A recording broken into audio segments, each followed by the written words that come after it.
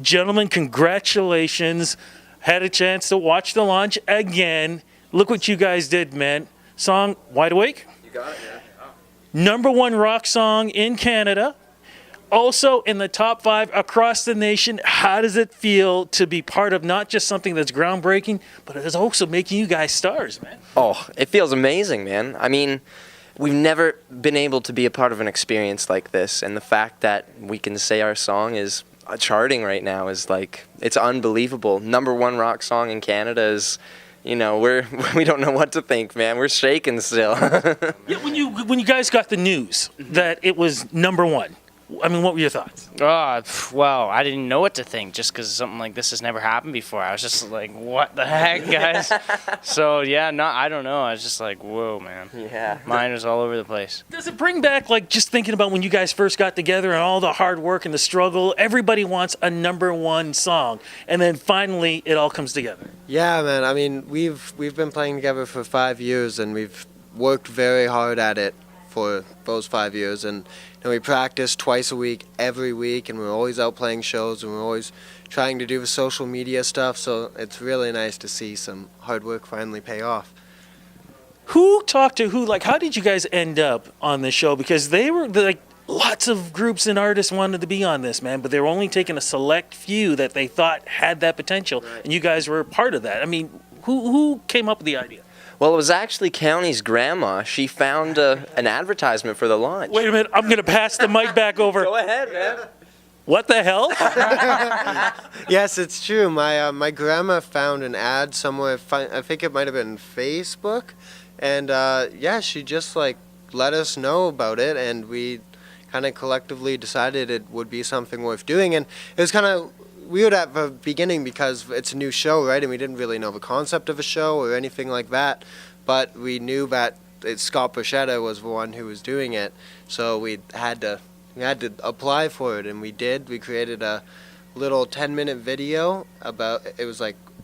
We did an interview with each other, and then we performed a few songs on it, and we just sent it their way, and then yeah, we got accepted to do it, and it's crazy. Well, you're there, and what'd you think of the other competitors? There were 4 other ones that were, again, fantastic. I mean, were you guys nervous? Like, man, we got to compete against them? Yeah, no, absolutely. I think everyone who is on this show, they purposely picked it, so they're all developed artists, and part of it is just literally which artist fits the song best, and sometimes it comes down to talent, sometimes it doesn't, but everyone on the show was like super talented. So yeah, we're just honored that we were able to be amongst all those other artists. So yeah, and then of course you have your mentors and Nikki Sixx, who I've interviewed many a time.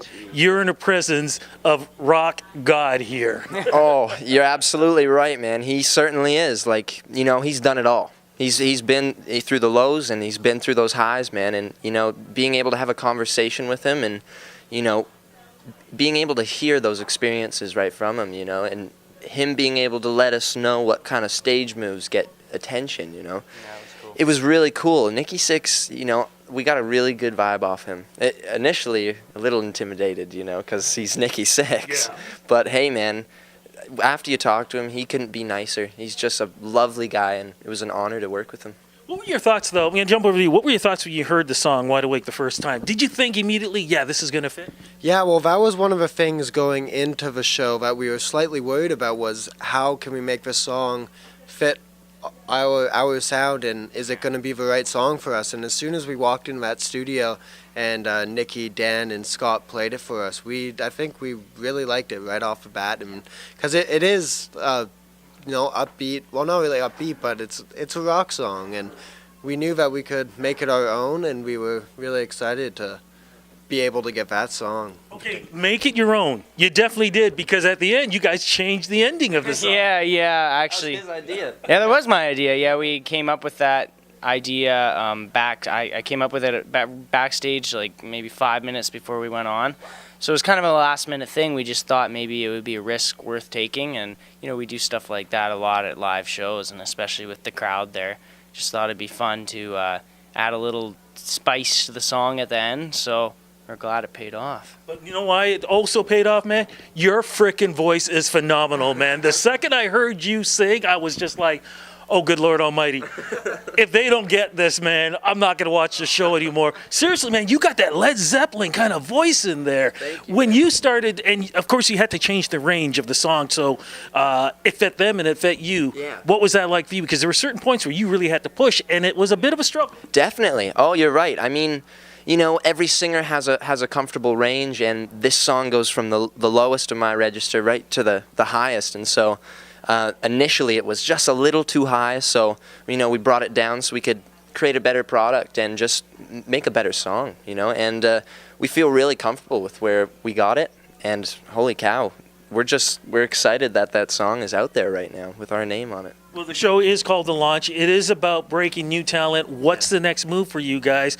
You've got a #1 hit, but there's got to be more to it. So what do you think the plans are for 2018? Yeah, well, lots. I mean, we have tons of new material we've been writing over the last few months. Actually, for like the past year even, we have tons of new material. So we'd love to record what we can, and then hopefully now after this show, we'll be able to, since being the winners recognized across Canada now, we'll hopefully be able to go play a bunch more shows across the country. That'd be the goal. Yeah, no, I can't wait for that. Social media-wise, where do we follow you guys? We have Instagram, we have Twitter, we have Facebook, we have a website, and I believe it's all just The Static Shift.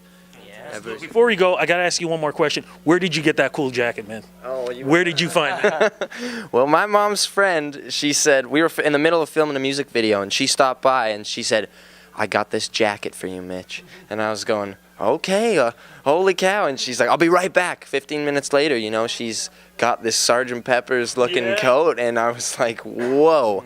So, oh man, it's just a really cool jacket. You realize that jacket is now iconic because it's been on the show and it was worn by you guys. You realize it's iconic now. Don't ever give it away, man.